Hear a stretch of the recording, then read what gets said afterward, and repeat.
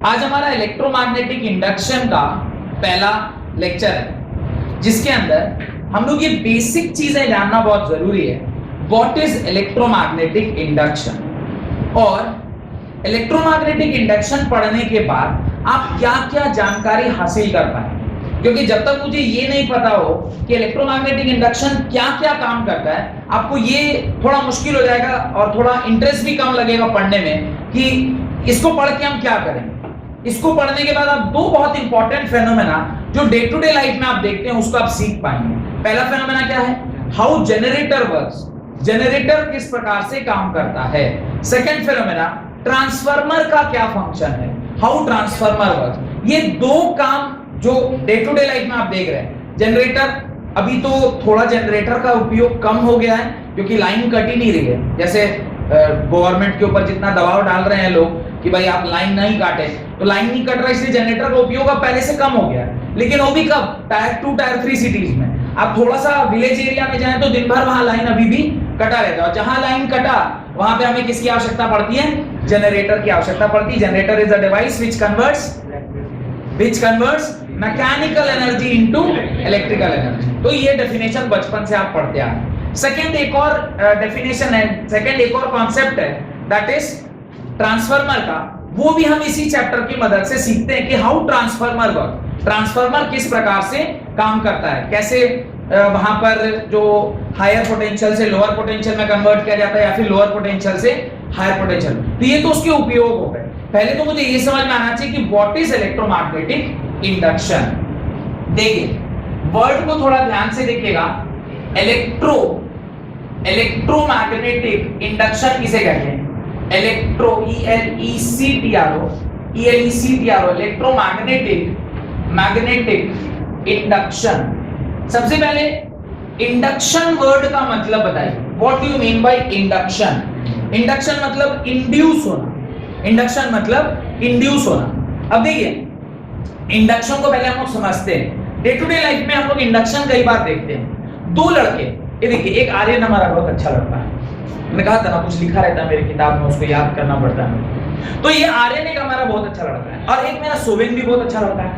Sovereign और आर्यन दोनों कहां पढ़ रहे हैं? क्लास 12th में पढ़ रहे हैं। अब 12th में पढ़ रहे हैं वो तो ठीक है, लेकिन जैसे ही कोई नई पिक्चर रिलीज हुई, किस पे? वो क्या नेटफ्लिक्स और क्या G5 और क्या ऑल्ट पालोजी ना क्या है, तो ऐसे कुछ नया पिक्चर रिलीज हुआ। जैसे ही वो पिक्चर रिलीज हुआ, सोवेन बोल रहे हैं नहीं I am not at all interested, मेरे को पिक्चर नहीं देखना है। ये आर्यन उसको जाके क्या बोल, सब आज ही पढ़ लेगा, बन जाओगे आईएएस आज ही, नहीं सारा तुम आज ही रात में पढ़ लेगा। भाई चलो यार थोड़ा मस्ती भी करो। ये सब कब सीखोगे? अल्ट वाले कब सीखोगे ये सब देख के? तो ये जो आप उसको इंड्यूस कर रहे, व्हाट यू आर इंड्यूसिंग, छोड़े यार पढ़ाई लिखाई, चलो पहले वो पूरा पिक्चर एक बार कंप्लीट कर। इवन हम लोग के साथ भी होता था, पर आप लोग अभी क्या होता है, you all see in this particular device called as mobile. हम लोग के टाइम पे ऐसा मोबाइल तो था नहीं, हमारे यहाँ तो पिक्चर हॉल होती थी, मल्टीप्लेक्स भी नहीं होता था। तो बस दोस्त ने बोला, आप कह रहे नहीं यार आज पढ़ना है, बहुत सारा असाइनमेंट है। मैं चलो ना यार तुम्हारा असाइनमेंट, वहां से हम लोग आएंगे फिर दोनों मिल के बैठ के असाइनमेंट करेंगे, ठीक है। अभी पिक्चर देख के आने के बाद कौन असाइनमेंट कर रहा है? गया। तो ये हुआ इंडक्शन, ये हुआ नेगेटिव इंडक्शन। और कई बार होता है पॉजिटिव इंडक्शन। आप एक ऐसे ग्रुप के साथ जुड़ गए जो आदमी वो उस दोस्त के साथ जैसे आप जुड़े वो आपको हेल्प कर रहा है पढ़ाई करने में। कई बार ऐसे पॉजिटिवली इंड्यूस हो जाते हैं आप कि वो आप कह रहे हैं चल ना यार थोड़ा सा वो खेल के आते, बोले कहां जाएगा खेलने, अभी कल प्रोफेसर ने बोला है इसको पूरा कंप्लीट करके लाना है। तो sometime you get positively induce. आप पढ़ाई के प्रति भी आप कई बार सजग हो जाते हैं, और कई बार पढ़ने वाला बच्चा भी बिगड़ जाता है। तो ये जो आपने किया that is only called as induction. No, आपने उसमें एक प्रॉपर्टी को इंड्यूस कर दिया। इस केस में जो हम लोग अभी देख रहे हैं, इसमें मैग्नेटिक फील्ड अपने कुछ इफेक्ट से किसी एक दूसरी डिवाइस में अगर इलेक्ट्रिसिटी को इंड्यूस कर दे, क्या मैं बोल रहा हूं ध्यान से समझिएगा, नाम आगे पीछे लिखा हुआ। मैग्नेटिक फील्ड अगर किसी डिवाइस में अपने कुछ इफेक्ट की मदद से, क्या इफेक्ट है अभी हम लोग पढ़ेंगे उसके बारे में। मैग्नेटिक फील्ड अपने किसी इफेक्ट की मदद से सामने वाले सर्किट में अगर इलेक्ट्रिसिटी को इंड्यूस कर दे तो उसको बोलते हैं इलेक्ट्रोमैग्नेटिक इंडक्शन। लॉजिक समझ में आ रहा है? मैग्नेटिक फील्ड, क्यों अभी लास्ट चैप्टर क्या पढ़ा आपने?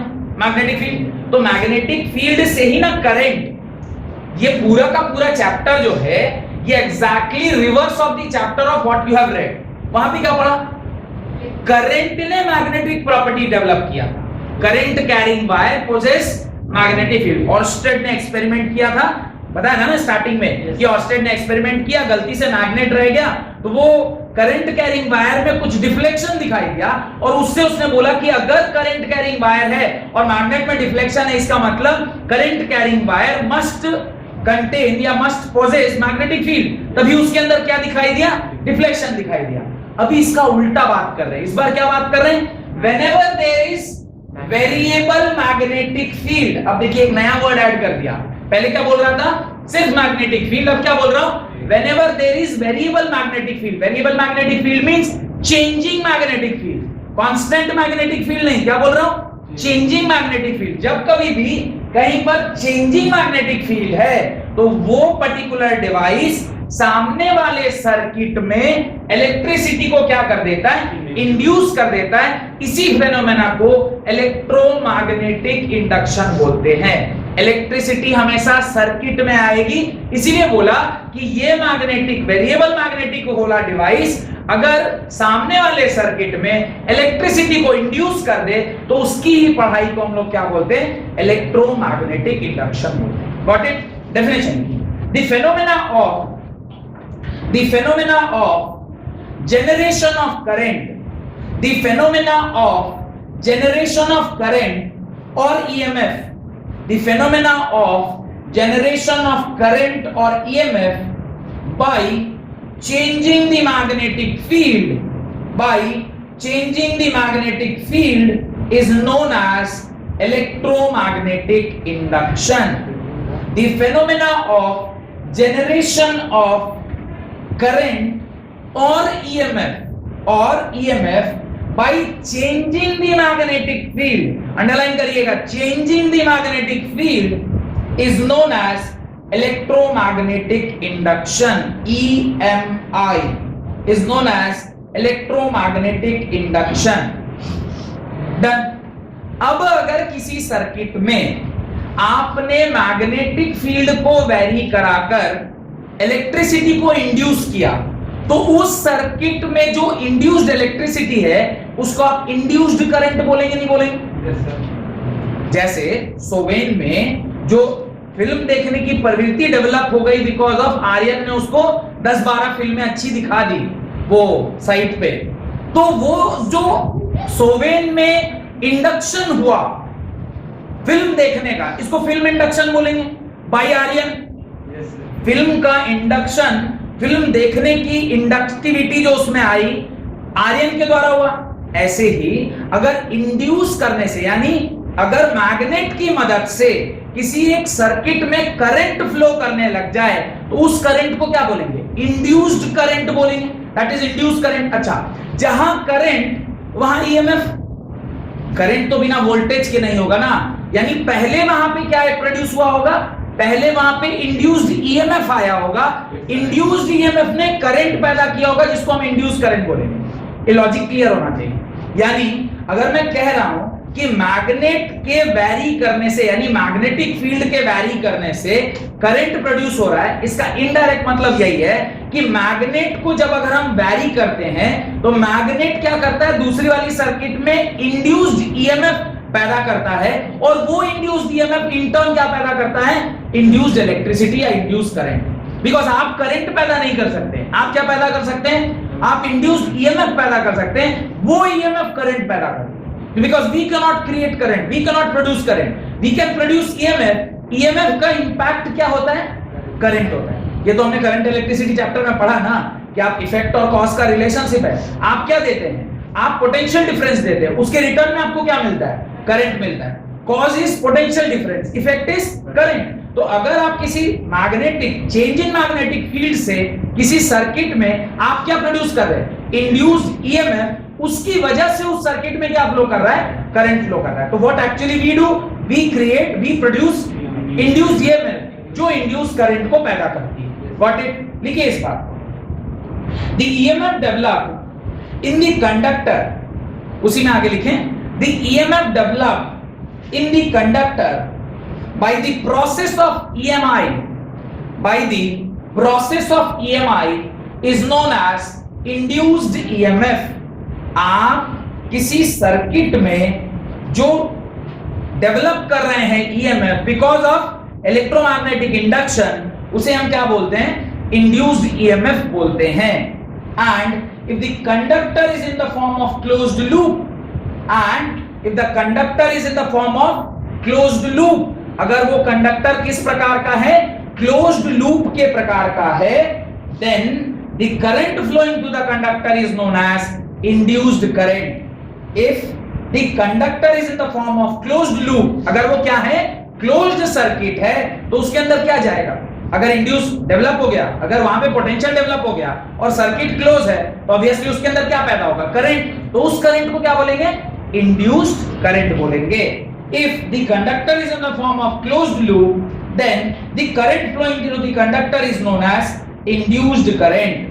Then the current flowing to the conductor is known as induced current. मेरे ख्याल से induced current का कॉन्सेप्ट समझ में आ गया, induced EMF का कॉन्सेप्ट समझ में आ गया। अभी इस चैप्टर में इसी सबको क्वांटिफाई करना होगा। भाई induced EMF, कोई ऐसे साइंटिस्ट आए होंगे जिन्होंने induced EMF का वैल्यू बताया होगा। जैसे ओम्स भाई साहब ने एक रिलेशनशिप दिया, ऐसे यहाँ पे फैराडे भाई साहब ने सारा कुछ दिया है। इस पूरे चैप्टर में फैराडे का ही पूरा रोल है।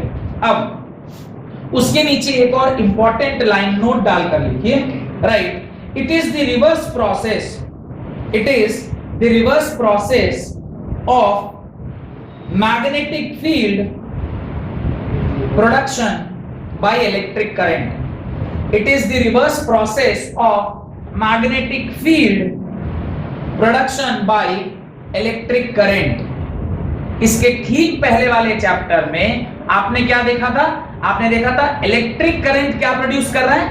मैग्नेटिज्म। यहां पे क्या देख रहे हैं? मैग्नेटिक इफेक्ट, क्या मैग्नेटिक फील्ड क्या प्रोड्यूस कर रहा है? करंट। ये उसका ठीक उल्टा है ना, पहले जो पढ़ा था एग्जैक्टली उसका उल्टा है। अब देखिए आगे, उसके आगे लिखिए, EMI formed, next point, EMI formed the principle of two important electrical devices। EMI नहीं, नोट के बाहर आ जाइए। EMI formed the principle of two important electrical devices। मैंने कहा ना कि EMI ने दो important electrical devices के बारे में हमें पढ़ाना है। कौन कौन सा?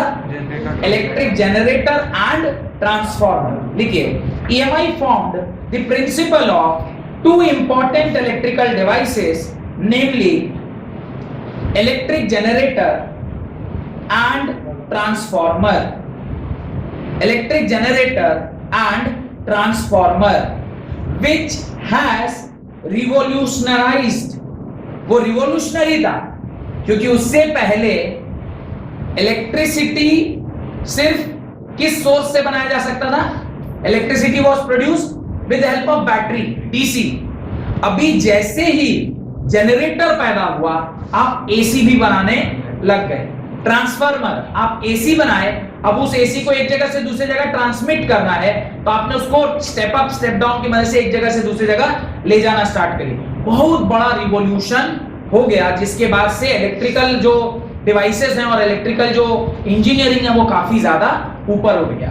तो has revolutionized the lifestyle of mankind. ये एक रिवॉल्यूशनरी आइडिया था जो कि लाइफस्टाइल ऑफ मैनकाइंड को चेंज कर दिया। क्योंकि बैटरी से बहुत ज्यादा आप एनर्जी नहीं ले सकते, क्योंकि बैटरी आपको क्या एनर्जी देता है? डीसी सोर्स हमेशा छोटा छोटा करंट पैदा कर सकता है। आप कितना बड़ा बैटरी लेके घूम सकते हैं, पर उतना बड़ा बैटरी तो नहीं लेके घूम सकते ना जितना बड़ा ये। अगर मान लीजिए अभी लाइन कट जाए तो इस पूरे इंस्टीट्यूट में जितने बल्ब है, लगभग 70-80 बल्ब है, ये सारा 80 बल्ब आपका बैटरी से जला सकते हैं? नहीं, इन्वर्टर से 1-2 बल्ब आप जला सकते हैं। पर पूरा बल्ब अगर जलाना है तो यूनिट जनरेटर चलाना पड़ेगा। जनरेटर आपको क्या देगा? एसी करंट देगा। इसीलिए ठीक इस चैप्टर के बाद क्या पढ़ना है? एसी पढ़ना। देख रहे कितना सिस्टमैटिक तरीके से चैप्टर्स को एक के बाद एक सजाया गया है। खैर, तो आगे लिखिए, उसके आगे लिखिए, EMI was, फुल स्टॉप देके लिखें, पैराग्राफ चेंज करके, EMI was discovered by Michael Faraday in 1831। 1831 में माइकल फैराडे ने ये पर्टिकुलर कॉन्सेप्ट को इजाद किया। माइकल फैराडे को ही पूरा क्रेडिट जाता है इन सारे चीजों का। जैसे ऑस्टेड को क्रेडिट जाता है कि उन्होंने करंट से किसको कन्वर्ट किया, 1831। तो जैसे ऑस्टेड को पूरा का पूरा श्रेय जाता है कि उन्होंने हमें करंट से मैग्नेटिक फील्ड का रिलेशनशिप स्टैब्लिश करके दिखाया। ठीक उसी प्रकार से फैराडे को पूरा पूरा श्रेय जाता है कि वो किस प्रकार से मैग्नेटिक फील्ड से उन्होंने क्या निकाल दिया, इलेक्ट्रिसिटी निकाल दिया। पर वो कुछ कंडीशन होना चाहिए। What is that condition? आपने पहले ही स्टेटमेंट में लिखा है the EMF, the phenomena of generation of current और EMF by changing the magnetic field. ये मैग्नेटिक फील्ड को क्या करना है, हमें चेंज करना है। अभी चेंजिंग मैग्नेटिक फील्ड क्या है, ये फैराडे के एक्सपेरिमेंट के बाद हम लोग समझेंगे। आगे लिखिए, the phenomena of EMI is not merely of theoretical or academic interest. The phenomena of EMI is not merely of theoretical or academic interest. कुछ टॉपिक्स ऐसे होते हैं ना जो सिर्फ हम एकेडमिक इंटरेस्ट के लिए पढ़ते हैं, कुछ टॉपिक ऐसे होते हैं जिसको सिर्फ हम थ्योरेटिकल कॉन्सेप्ट के लिए पढ़ते हैं। पर ये जो पर्टिकुलर टॉपिक है ये प्रैक्टिकल यूटिलिटी का टॉपिक है। आप मेरे ख्याल से इन तीनों के बीच में डिफरेंस समझ पा रहे हैं। What is the difference between practical utility, what is a theoretical concept and what is academic concept? Academic concept मतलब ये सिर्फ और सिर्फ पढ़ने लिखने की बातें हैं। Theoretical concept मतलब किताबों में तो लिखा हुआ है, सिर्फ थ्योरी है, पर इसको आज तक किसी ने प्रूफ करके नहीं दिखाया। Proofing means you need some mathematical formula। पर ये जो पर्टिकुलर टॉपिक है ये प्रैक्टिकल यूटिलिटी का है। आप करंट जो देख रहे हैं ये कहीं ना कहीं इसी कॉन्सेप्ट से आपको दिखाई दे रहा है। जो लाइट है, ये जो करंट है, जिसे पंखा चल रहा है, लाइट चल रहा है, एसी चल रही है, ये सारा कुछ किसकी वजह से हो पा रहा है, कहीं ना कहीं इसी पर्टिकुलर टॉपिक में। तो आप समझ सकते हैं कि भगवान ही मानना चाहिए इलेक्ट्रिसिटी के डिपार्टमेंट में किसको, माइकल फैराडे को। आगे लिखिए, we can not imagine a world with no electricity. We can not imagine a world with no electricity. ये हमारे लिए इमेजिन करना मुश्किल है, खास करके आज के दिन में, कि आप इलेक्ट्रिसिटी के बगैर दुनिया देखें। संभव है? मेरे बेटे से अगर कोई पूछे कि तुमने कभी लाइन कटने जैसा कॉन्सेप्ट पता किया है क्या होता है, उसको पूछिए, वो कभी लाइन कटते नहीं देखा है। कैसे देखेगा? जिसको का लाइन उसको इंस्टीट्यूट में भी है, जिसको का लाइन उसके घर में भी है, जिसको का लाइन कटता नहीं है हार्डली। मैंने पिछले 1 साल में शायद एक बार कभी 2 मिनट के लिए कटते हुए देखा होगा। लाइन कटता नहीं बिल्कुल। अगर मेरे बेटे को कोई पूछे बोले लाइन कटना मतलब क्या, उसको पता नहीं, वो अंधेरा नहीं जानता है। अंधेरा होता तो वो चिल्लाने लगता है। अगर घर में अंधेरा हो जाए सडनली वो चिल्लाने लगता है। क्यों चिल्ला रहा है? उसको पता ही नहीं अंधेरा करके क्या है।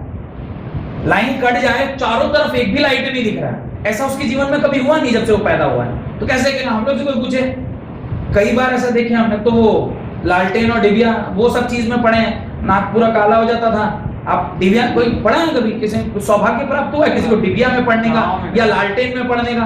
लालटेन वगैरह में पढ़िएगा पूरा नाक, और जब डिबिया में पढ़िएगा तो पूरा नाक काला, धोइएगा तो पूरा एकदम काला काला आपको कार्बन डिपॉजिट हो जाएगा। और ये सब तो खैर छोड़ दीजिए।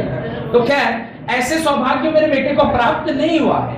तो अगर ये फैराडे ने नहीं किया होता तो अभी भी जिस गांव में लाइट नहीं है, जिस शहर में लाइट कम आती है, पहले बिहार की भी ऐसे हालत थी नीतीश कुमार के आने से पहले, लालू यादव जब वहां पर चीफ मिनिस्टर थे, हार्डली दिन भर में 3 या 4 घंटे लाइट होती थी, पूरा दिन लाइन कटा हुआ है, लोगों को पता ही नहीं था लाइन होता क्या है। मेरे गांव में फ्रीज जो ठंडा करने वाला सामान है वो 2020 में पहली बार हमारे गांव में खरीदा गया। First time in the history of my village one person has purchased fridge. कैसे कुछ होता है जो ठंडा किया जाता है, पहला। दूसरा, हमारे गांव में 2020 में या 19 में पहली बार मोटर ऑन करने से पानी चढ़ा छत के ऊपर। कब होगा ये सब? बिना लाइन के होगा? आप मोटर से पानी छत पर कैसे पहुंचाइएगा? अच्छा, तो उसके घर में बाथरूम भी नहीं भाई, जब ऊपर छत पे टंकी नहीं तो नीचे वॉशरूम कैसे आएगा? और वॉशरूम बना भी है तो you have to carry that pani along with you, और चापाकल से चला के। ये सब चीजें गांव में आज भी प्रिवेल कर रही है। आप ना शहर में बैठे हैं पर गांव में आज भी ये सब प्रिवेल कर रहा है। तो अगर इलेक्ट्रिसिटी नहीं हुई होती, अभी भी जहां जहां नहीं पहुंची है वहां जाके आप पूछिए उनके लोगों को, अभी भी हालत वहां पे वैसी ही दयनीय है। तो can you imagine a life without electricity? और आज, जबकि आज के दिन में हर आदमी के हाथ मोबाइल, और मोबाइल बिना चार्ज के अगर 2 मिनट रह जाए तो आदमी का तो पूरा टेम्परेचर पूरा एकदम, वो दिन भर परेशान, अरे यार मेरा मोबाइल चार्ज नहीं हुआ, चार्ज नहीं हुआ, चार्ज नहीं हुआ। हो सकता है कि आधे घंटे में वो अपने घर पहुंच जाए, पर वो साइकोलॉजिकली इतना डिप्रेस्ड है कि मेरा मोबाइल डिस्चार्ज है। एक कहां ज्यादातर कहां देखने को मिलता है पता है? ट्रेन। ट्रेन में मोबाइल डिस्चार्ज, मैंने 12% बैटरी बचा हुआ है, तुम नेट ऑफ कर लो, तुम फ्लाइट मोड में डाल लो, जहां उतरना उसके बाद बात करना। क्या जरूरत है तेरे को चलती ट्रेन में नेटवर्क से वो वीडियो देखने की? पर नहीं, वो चार्जर लेके घूम रहा बोगी टू बोगी, कौन सा प्लग में have you seen that? You might have seen, खास करके यंग जनरेशन, आप लोग की तरह आर्यन टाइप का लड़का जिसको ना ट्रेन में भी बर्दाश्त नहीं हो रहा है। लिखे आगे, we cannot imagine a world with no electricity, no electric lights, or no trains, no electricity, no electric lights, no trains, no telephones, no personal mobiles, etc. No personal mobiles, etc. No electricity, no trains, no lights, no telephones, no personal mobiles, etc. अभी ये imagine करना मुश्किल है। What is personal mobile नहीं है, तो नहीं है, तभी ठीक है, जब भी चल रहा है काम, कैफे में जाते हो तो बिना कैफे में जाते हो डायरेक्ट। ये लड़का बहुत तेज है, बायोलॉजी पढ़ रहे हो क्या तुम? हाँ, इसीलिए टुडे सिविलाइजेशन, लिखे आगे, today civilization owe a great deal to the discovery of EMI। Today civilization, owe मतलब इज्जत प्रदान करना, OWE owes a great deal to the discovery of EMI। और दो साइंटिस्ट का नाम याद रखिएगा, एक थे फैराडे और एक थे हेनरी। हेनरी ने भी ये सब मदद किया था, पर दोनों ने एक ही टाइम पर अलग अलग लैबोरेटरीज में ये काम किया, पर पहले जो करता है उसी को श्रेय दिया जाता है, इसलिए फैराडे को ज्यादा श्रेय दिया गया, हेनरी को इतना श्रेय नहीं मिला, पर हेनरी ने भी बराबर काम किया था। तो एक और नाम याद रखिएगा, हेनरी। आप नाम हेनरी का जानते होंगे। हेडिंग डालें मैग्नेटिक फ्लक्स, हेडिंग डालें मैग्नेटिक फ्लक्स। कौन बताएगा फ्लक्स मतलब क्या होता है? मैग्नेटिक फ्लक्स तो बाद में सीखेंगे। What is the meaning of flux? Flux किसे बोलते हैं? हाँ, flow of something is flux. आप कुछ कहते हैं प्रिया? यही same ditto. Number of field lines, खास करके जब आप इस केस में यानी मैग्नेटिक फ्लक्स की बात करेंगे तब आप कह सकते हैं number of field lines passing particular unit area. एक पर्टिकुलर एरिया से जो पास कर रहे हैं फील्ड लाइंस, उसको हम मैग्नेटिक फ्लक्स बोल रहे हैं। ये कॉन्सेप्ट हमने इलेक्ट्रिक फ्लक्स में भी पढ़ा था। इलेक्ट्रिक फ्लक्स में मैंने देखा था number of electric field lines passing per unit area, that is called as electric flux. मैंने विंड फ्लक्स के बारे में भी बताया होगा। What is wind flux? Particular area से जो हवा पास कर रहा है, that is wind flux. Water flux भी हो सकता है, पर्टिकुलर एरिया से जो पानी पास कर रहा है, दैट इज वाटर फ्लक्स। खास करके वाटर फ्लक्स कहां पे यूज करते हैं? वाटर फ्लक्स कहां पे यूज करते हैं? पाइपलाइंस में। जब आप किसी घर का पाइपलाइन करते हैं तो किस जगह पे कितना प्रेशर आना चाहिए और कैसे आप पाइप को डिसाइड करते हैं। कभी किसी का अपना घर अगर बनवाया हो आपने तो आपको इसकी पूरी जानकारी रहेगी कि 2 इंच पाइप कहां लगता है, 1 इंच पाइप कहां लगता है, आधा इंच पाइप कहां लगता है, टंकी से जो निकलेगा वो कितने इंच का पाइप होगा और नल में जो आएगा वो कितने इंच का पाइप होगा। अगर आपने खुद से अपना घर कंस्ट्रक्ट किया होगा तो आपको इसका पूरा नॉलेज होगा विदाउट एक्चुअल हैविंग नॉलेज। आप पढ़े लिखे हो ऐसा जरूरी नहीं है, पर वो पाइप का नॉलेज आपको जो प्लम्बर भैया आएंगे ना पूरा बता देंगे कि भैया कितने जगह पे तुम क्या वो टंकी से निकल रहा है तो 2 इंच में डालना, जैसे जैसे आगे बढ़ते जाएगा उसका। अच्छा, व्हाट वी एक्चुअली डू, आप उसके क्रॉस सेक्शन एरिया को क्या करते जा रहे हैं? कम करते जा रहे हैं। क्रॉस सेक्शन एरिया को कम करिएगा तो उसका क्या बढ़ेगा? वेलोसिटी। कौन सा थ्योरम इसे गवर्न करता है? Bernoulli theorem. Bernoulli theorem, equation of continuity, area into velocity must be constant. अगर एरिया बढ़ रहा है तो वेलोसिटी स्लो होगी और एरिया अगर घटेगा तो वेलोसिटी बढ़ेगी। और इसका एग्जांपल है वो पाइप को खींचते हैं तो दूर तक जाता है। खास करके गार्डन वगैरह में अगर कभी आप पानी डाल रहे हैं तो पाइप को दबाइएगा तो पानी दूर तक भागता है। वो पानी दूर इसलिए भाग रहा है क्योंकि आपने दबा के उसके क्रॉस सेक्शन एरिया को कम कर दिया। जैसे ही क्रॉस सेक्शन एरिया कम हुआ तो आपका जो स्पीड था, वेलोसिटी था, वो बढ़ गया। किसी भी पॉइंट पर एक टाइम पे कितना पानी क्रॉस कर रहा है, that is only known as water flux. उसी को वाटर फ्लक्स बोलेंगे। पानी जब क्रॉस करे तो वाटर फ्लक्स, हवा क्रॉस करे तो विंड फ्लक्स, इलेक्ट्रिक फील्ड पास करे इलेक्ट्रिक फ्लक्स, मैग्नेटिक फील्ड पास करे मैग्नेटिक फ्लक्स। लेकिन the total number of magnetic field lines, the total number of magnetic field lines crossing through any surface, when it is placed in a magnetic field, is known as magnetic flux of that particular surface. The total number of magnetic field lines crossing through any surface, normally when it is placed in a magnetic field, is known as magnetic flux of that particular surface. देखिए ध्यान से, ये अगर मेरा surface है, this is my surface, और इसका जो n vector means what, area vector. Normal vector को ही हम क्या बोलते हैं, एरिया वेक्टर बोलते हैं। नॉर्मल वेक्टर और area vector both are one and the same thing.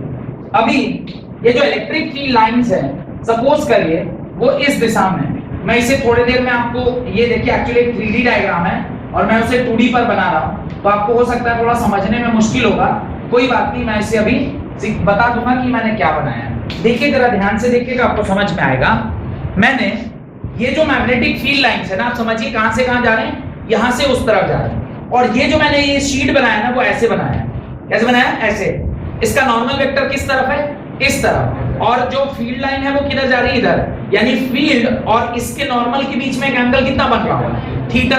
ये सेंस आ रहा है सबको मैं क्या बोल रहा हूं। ये आपका फील्ड लाइन है और ये आपका नॉर्मल वेक्टर है। This is your normal vector, ये आपका नॉर्मल वेक्टर है, और ये आपका क्या है, फील्ड लाइन। इसके बीच में जो एंगल बन रहा है, फील्ड किधर से किधर जा रहा है, from east to west, sorry from west to east, ये आपका फील्ड लाइन है, ये नॉर्मल है। इसके बीच का जो एंगल बन रहा है, this is only called as theta. इसी को आप क्या मान रहे हैं, यहाँ पे थीटा मान रहे हैं। तो ऐसा जब कभी भी होगा तो इसके बीच का जो फ्लक्स हम निकालेंगे, उसको फॉर्मूला वाइज अगर आप लिखिएगा तो फॉर्मूला होता है phi b, वहां पे लिखते थे phi e because that was electric flux. यहां पे क्या लिख रहे हैं, phi b, phi माने फ्लक्स, मैग्नेटिक फ्लक्स, इसलिए phi b is integration of b dot dA। What is dA? dA is the area of that particular surface. तो इसके नीचे आप ये फोटो बनाइए, और इसके नीचे ये फोटो बनाइएगा, और उसके नीचे इस फॉर्मूले को आप डब्बे में बंद करिएगा। Magnetic flux is equal to b dot dA।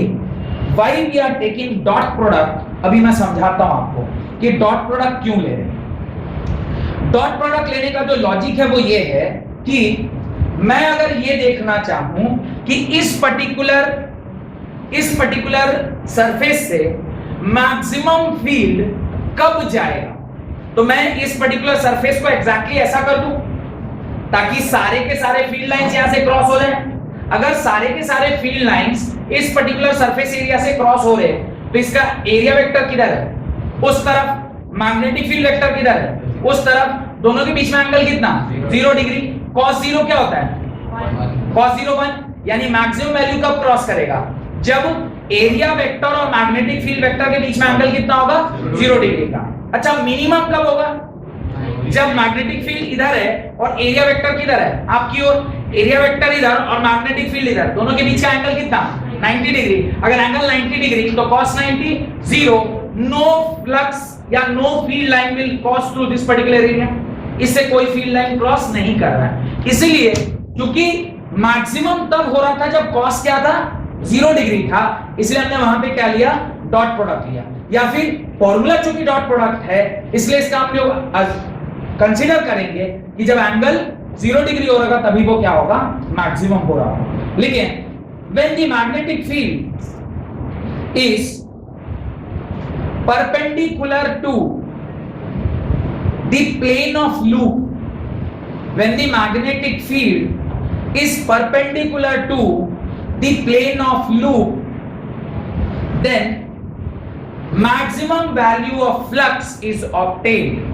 Then maximum value of flux is obtain, यानी 5b max is equal to b dot a, b dot a नहीं, सिर्फ b है। क्या बोला मैंने? एंगल कितना बन रहा है? 90 डिग्री की 0 डिग्री? एंगल 0 डिग्री लिखवा है, परपेंडिकुलर है, एंगल 0 कैसे बनेगा? आप स्टेटमेंट को पढ़िए।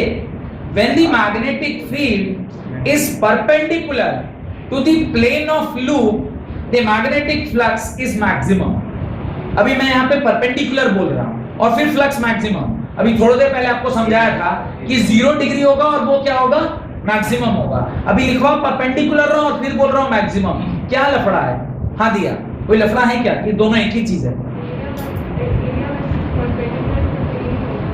Area vector is perpendicular to the plane. Very good. क्या बोला मैंने? ये आपका प्लेन है, दिस इज योर प्लेन। ये प्लेन में ये आपका मैग्नेटिक फील्ड है। प्लेन और मैग्नेटिक फील्ड का एंगल कितना है? 90। लेकिन एरिया वेक्टर और मैग्नेटिक फील्ड का एंगल कितना है? तो आपको बहुत ध्यान से सुनना है कि क्या बोल रहा है। उसने क्या बोला? परपेंडिकुलर किसके किसके बीच में? Plane and magnetic field. सही बात है। प्लेन और मैग्नेटिक फील्ड में 90 डिग्री का इनडायरेक्ट मतलब है कि एरिया वेक्टर और मैग्नेटिक फील्ड वेक्टर के बीच में 0 डिग्री होना। ये लॉजिक सबको क्लियर है? कोई ऐसा जिसको क्लियर नहीं? मैं दोबारा बोल दूं, कोई ऐसा जिसको क्लियर नहीं हुआ? This is the plane of that particular area. ये प्लेन है, दिस इज द प्लेन। इस प्लेन के मैग्नेटिक फील्ड परपेंडिकुलर है, तो इससे इसके बीच का जो एंगल होगा वो कितना होगा? 90 डिग्री। ये वन ऑफ द कॉन्सेप्ट है। सेकंड कॉन्सेप्ट, इसी प्लेन का एरिया वेक्टर किधर है? इधर। और मैग्नेटिक फील्ड किधर है? इधर। एरिया वेक्टर और मैग्नेटिक फील्ड वेक्टर का एंगल कितना है? 0 डिग्री। वेयरएज प्लेन और मैग्नेटिक फील्ड का एंगल कितना है? 90 डिग्री। दोनों एक ही चीज है, दोनों भी अलग कुछ भी नहीं है। इसीलिए स्टेटमेंट को ध्यान से पढ़िए। लिखा है when the magnetic field is perpendicular to the plane of the loop, the magnetic flux will be maximum। और 5b maximum किसके बराबर होगा? ba के बराबर होगा। This means, आगे लिखिए, this means b is equal to 5b divided by a। 5b divided by a, 5b divided by a, that is magnetic field strength B, that is magnetic field strength B is the magnetic flux per unit area। Magnetic field strength B is magnetic flux per unit area and is called as magnetic flux density, and is called as magnetic flux density। Magnetic field strength B is the magnetic flux per unit area and is called magnetic flux density or magnetic induction। तो B को क्या बोलते हैं? Magnetic field intensity और magnetic induction. Magnetic field है, magnetic flux intensity. ये B को क्या क्या बोला जाता है? इसको पहला बोल रहे हैं मैग्नेटिक फ्लक्स इंटेंसिटी या density. Magnetic flux density, flux पर unit area is magnetic flux density. और इसी B को दूसरा नाम क्या बोल रहे हैं? Magnetic induction. इसी को आप क्या बोलते हैं? Magnetic induction. और इसी का तीसरा नाम क्या है? स्ट्रेंथ ऑफ मैग्नेटिज्म या मैग्नेटिक फील्ड स्ट्रेंथ। इसी को क्या बोलते हैं? Magnetic field strength. Magnetic field strength. तीनों एक ही चीज को बोला जाता है, कंफ्यूज नहीं होना। All the three are one and the same thing. आगे लिखें 5 is equal to BA cos theta के बराबर। 5 is equal to BA cos theta के बराबर। if cos theta यानी if theta is equal to 0 degree, if theta is equal to 0 degree, then आप क्या लिखोगे?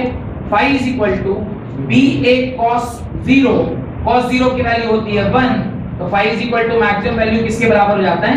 BA के बराबर। whereas second case, if theta is equal to 90 degree, then phi is equal to BA cos 90, cos 90 की value हो जाती है 0, therefore phi इसका क्या हो जाएगा 0, यानी मिनिमम फ्लक्स जो यहाँ से क्रॉस करेगा वो किसके बराबर होगा 0 के बराबर, और मैक्सिमम फ्लक्स जो यहाँ से क्रॉस करेगा वो किसके बराबर होगा BA के बराबर. What is theta? Theta is the angle between area vector या normal vector and magnetic field. लिख दीजिए. Where theta is the angle between, where theta is the angle between magnetic field and area vector. Magnetic field and area vector. अब मुझे बताइए, क्या 3 ऐसे parameter हैं जिसकी मदद से हम फ्लक्स को वेरी करा सकते हैं? Varying flux means varying magnetic field. समझिएगा बात. फ्लक्स अगर मैं वेरी कर रहा हूं तो मैं इनडायरेक्टली मैग्नेटिक फील्ड वेरी कर रहा हूं. हम लोग को इस पूरे चैप्टर में क्या कराना है? मैग्नेटिक फील्ड को चेंज करते रहना है, क्योंकि changing magnetic field produces induced current. Changing magnetic field produces induced current, actually induced EMF, which in turn produces induced current. ये बात समझ में आया? आगे के डेफिनेशन से तो यही समझ में आ रहा है ना कि आप मैग्नेटिक फील्ड को जब चेंज करते हैं तो मैग्नेटिक फील्ड के वैरी करने से सामने वाली सर्किट में इंड्यूस्ड ईएमएफ होता है, यानी ईएमएफ इंड्यूस होता है, और वो इंड्यूस्ड ईएमएफ इंड्यूस्ड करंट पैदा करती है. यही बात समझ में आ रही है हमें? इसमें कोई डाउट नहीं. अगर ये बात मुझे समझ में आ रही है तो मेरा पहला जो दिमाग में कॉन्सेप्ट हिंज करना चाहिए वो ये है कि क्या क्या वो पैरामीटर्स हैं जिसकी मदद से मैं मैग्नेटिक फील्ड को चेंज कर सकता हूं. 3 पैरामीटर्स हैं जिसकी मदद से आप मैग्नेटिक फील्ड को क्या कर सकते हैं? चेंज कर सकते हैं. एक तो मैग्नेटिक फील्ड का वैल्यू, या फिर तो मैग्नेटिक फील्ड को ही चेंज कर दीजिए, P का वैल्यू को ही चेंज कर दीजिए, एरिया ऑफ क्रॉस सेक्शन बदल दीजिए, और दोनों के बीच का एंगल बदल दीजिए. In any form flux will change. If flux is changing, magnetic field is changing. समझ में आया? लिखिए इस बात.